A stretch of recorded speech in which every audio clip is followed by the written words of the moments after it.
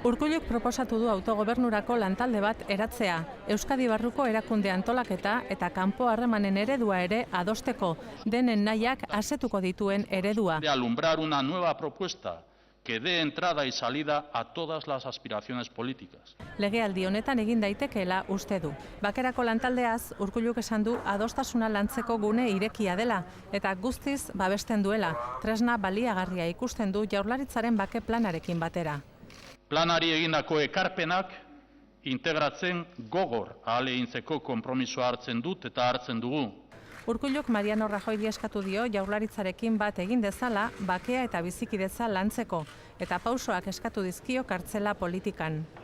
Lehendakariak Espainiako gobernuarekiko harremana ahula dela esan eta gero bilateraltasuna aldarrikatu du. Es necesario que demos cauce a los acuerdos bilaterales de carácter económico. Eta arlo ekonomikoan zabalik dauden hainbat auzi aipatu ditu. Defizit helburua eta kupoa besteak beste. Alde bakarreko erabakiak amaitu eta erakunden arteko errespetua berreskuratzeko beharra azpimarratu du Urkulluk.